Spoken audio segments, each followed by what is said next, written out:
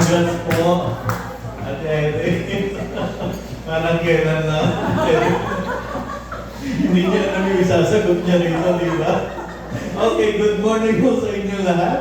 At alam ko, na-inspire na kayo mula kanina pa. Na-inspire pa kayo? Yes! Nakikinig lang ako dun sa mga kwento nyo, kwento ni Kuya Bear at Ate Bess. Talagang, totoo nga naman eh, no? Siyempre, dahil yun ang parang branding doon sa mga teacher, nagbebenta, agad-agad ayaw mo na, ay naku, selling na naman yan. Ayoko, di ba? Pero narinig nyo ba kung ano yung nag-move sa kanya na mag-sell ng Salad Master? Yung gusto niya makatulong sa iba. Di ba? Kaya nga siya bumili ka agad at that moment. Di ba? Tapos pinapag-resign na si Kuya Bear. Kuya Bear, ano work mo before? Branch manager. Akala ko, contractor ka. Branch manager pala. Branch manager na dito.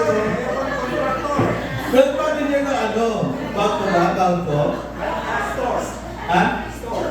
Store. Bookstore. White rock. Sa Bookstore. Subic. Kasi Lehos. Manager sa White Rock din ay resign. Ilan taon na tayo magkakilala, Kuya Bear? Ano na? Oo. Di ba doon pa sa office namin doon sa Betis? Dito na. Opisina. Mandiyan mo nga naman. At saka napanalunan niyo yung bangko kaya ang tataas ng contest noon. Nung panahon ang tataas ng contest, tapos 1 month lang napanalunan niyo. At least binigyan mo ko ng idea ngayon. Kaya pala, no? Kaya pala. Anyway, gusto ko rin i-congratulate Auntie Bex. You deserve to be top team builder for the week. Na-realize ko, ang hirap kumbinsihin ni Tita Maria. Mahirap kumbinsihin kasi nakikinig ako sa kanya. Mahirap lumapit sa mga tao, sabi niya. Kasi yung mga tao, huwag lumalapit sa akin. Ate Irene, di ba? Tapos, ang nakapag-move din sa inyo, hindi siya selling dapat eh. Hindi siya selling, no? So, bigyan kayo ng idea doon sa mga diniscuss. Ang kakaiba sa Danang, parang nung valley natin before, may education siya eh. Ang isa sa tinuro nila doon, ang isa, if you sell, people won't buy. Parang tayo lang. Ayaw natin na tayo ay binibentahan. Yes or no? Ate Ellen, di ba? Pero bang pagkatatawag sa'yo, ay friend, meron akong i-offer sa'yo, maganda. Agad-agad nagsasara na yung isip mo eh. Di ba? Agad-agad parang, ay naku, ano yung pagkakagasusan na naman yan. Di ba? So, meaning to say, kung tatanggalin natin yung selling, mas madali. Mas madali. Di ba? Tapos, narinig ko rin sa inyo kanina, na yung mga minutuan nyo, na wala namang balak bumili before. Bumili rin. Samantalang hindi naman selling ang main objectives nyo. Nag-enjoy ba kayo? Kasi sabi ni Ate Maria kanina yung, ang sarap pala ng pakiramdam. Ano po yung pakiramdam? Sobrang sarap po. Hindi ba nagaya ka, no? Hindi mo ma-explain. Lalo na kung bumili. Sobrang saya. So, whether they buy or not, dapat ma-internalize natin yung ating work is not about the cookware. Yes or no? Yes. Ang nangyayari kasi, ang reality, kung bakit hindi tayo nakakabenta, lalo na kung tayo ay excited. Shipset to eh. Shipset. Pag uwi mo, kahit isang gunting, walang gunting. Di ba?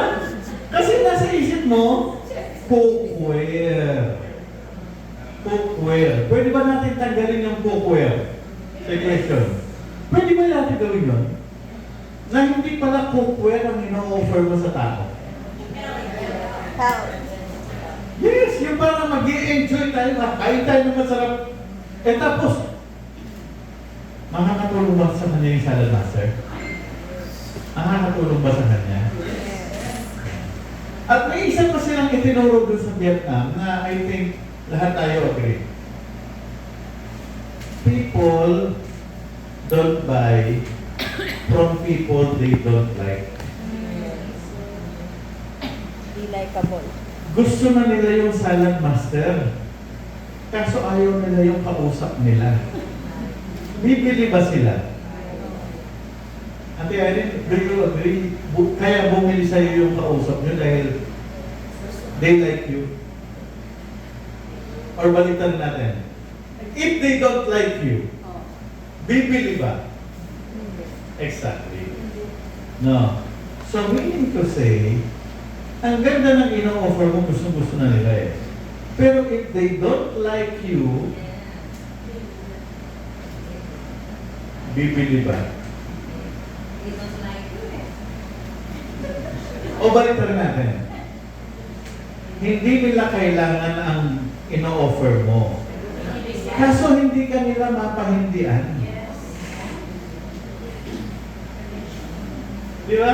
Parang, ang dalaw lang pumunta rito ni Ate Maria, na naman hindi pa ako kukuha. Barya lang naman to, chef set lang. Chef set lang eh. Di ba? What do you think? So, importante ba yan?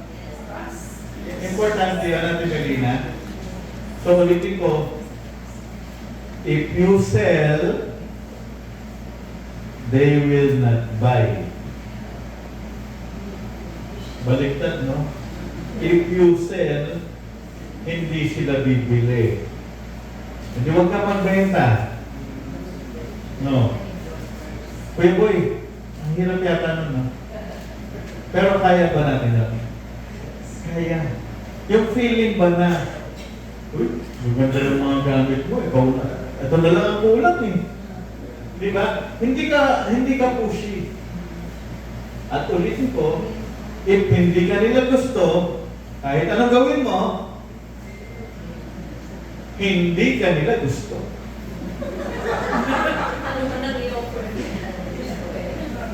Mura ang ino-offer mo, mahal ang ino-offer mo, kung hindi ka nila gusto. Wala.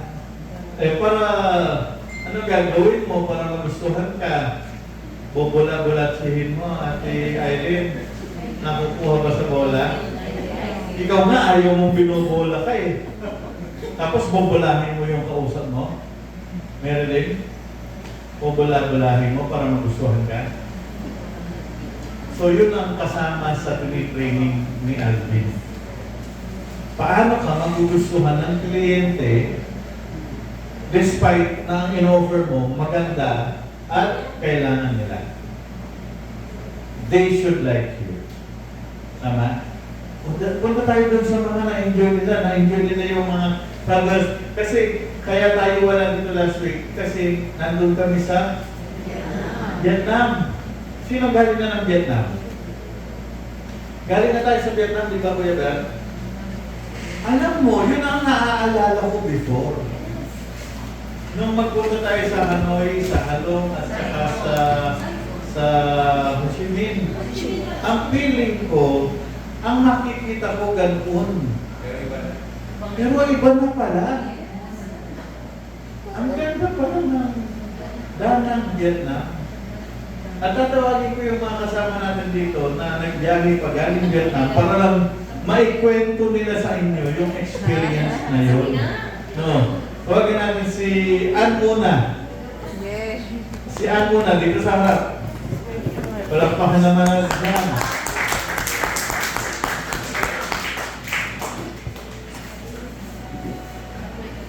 Although ikaw, alam ko, kagagaling mo lang sa Vietnam nitong nakaraang February, danan din, at sanay ka na sa biyahe natin, sanay ka rin magbiyahe on your own, sanay ka rin magbiyahe ng Salad Master, Ano na-enjoy mo dyan sa ating latest na Lion Division travel pa? Hello, good morning everyone! Good morning! Mas na-appreciate ko yung family ng Silent Master ASEAN, ASEAN Lion Division power. Dito ko nakita Pinoy power na lahat ng mga Pinoy, sabi ko nga, pak na pak. Kasi ano mo sila, achievers talaga, top notch. Let's clap our hands especially to our dealership. Bennett Silent Master, we rated it top 3 inside office direct dealer po. So it's us all. No? Tapos yung nakakabilib na tayo mismo ina-approach nila. Sir, parang nakikilala tayo, not only here in the Philippines, but in the ASEAN. To be approached by them is very humbling. Ako nga yung excited na matuto sa kanila. And by the way, alam niyo naman, pag Silent Master, it's a luxurious travel. So, we enjoyed the Marriott, Resort and Spa, and lagi ko yung ina-update. I always do that kasi I want to share to you our experiences para I'm bringing you with us. I always do that. And to encourage you as well and to inspire you na dapat next time buong Bennett family ko pwede. Kasama na natin sila. Especially sa nalalapit nating 80th anniversary ng Silent Master sa USA. So, alam natin yan, masarap ang food. At pag Bennett Silent Master family, alam niyan, masaya. In fact, sila sa mga ASEAN group, sumasali sila sa TikTok natin kasi masaya. Kapag ka sa Bennett, masaya yung grupo mo natin. So sila yung nakikigulo yung sa mga Australia, sa Perth, sa Sydney, sa Melbourne, even yung Cambodia nakasama natin. Sumasali sila sa TikTok. So, walang everybody's an inspiration. You know guys, and dito pag uwi mo, ang gusto mo nang gawin, actually nasa airplane na kami, is mag-book na kami, mag-cook, mag-change ng buhay kasi tutulong tayo sa health ng ibang tao and then we get rewarded po. So, everybody is, ano man tawag dito? Walang competition. Walang competition. Tapos everybody had fun, we had Vietnamese night, and I didn't know that we were one of the IWCs there, na shock na kami. Kasi we were just there to have fun, actually. No, yung food, yung beach, yung cruise, na-enjoy natin yan, yung Bana Hills. Ginawa ko yung mga hindi ko ginawa last February, yung mag-drive ng, nakakatakot yun yung kami ni Ayan, niyaya ko yung mga bata, mag-alpine coaster. It's an open roller coaster ride na ikaw yung magdadrive sa sarili mo.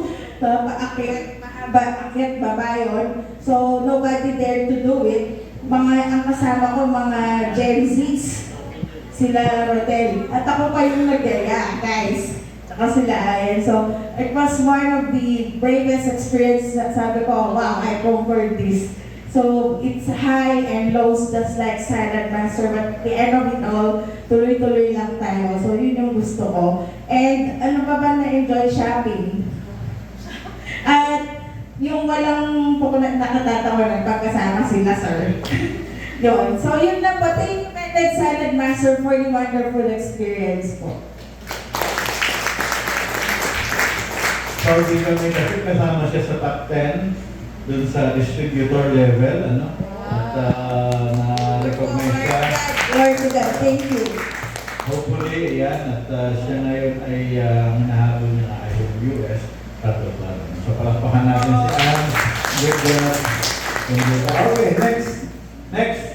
Si ating mga kaibigan. Tawagin natin si Sarah. Ano yan? Xin Chao. Xin Chao! Xin Chao. Ano yung hello? Hello? Xin Chao. Anong pinaka na-enjoy mo dyan sa Vietnam natin?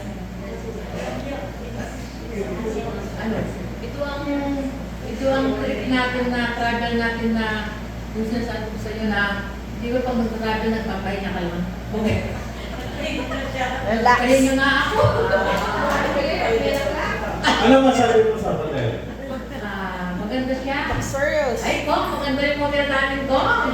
Kong, yung Kong Marian. Maganda yung hotel namin, Marriott Resort. Di ba? Ang driver naman ng Saladmasa, lahat ng hotel na pinupunta namin is maganda. 5 star. Mga 5 star. Wala pa. At saka dito, pag na-win, ito yung pinagpaguran natin na sa Saladmaster. Kaya pag may incentive ang company, yun. Trabahuin natin para ma-enjoy natin. Ngayon, ang yung subject lang namin, na-enjoy ko, ay hindi ako enjoy masyado. Dami. Pinaka na-enjoy niya sa lahat yung pagkain.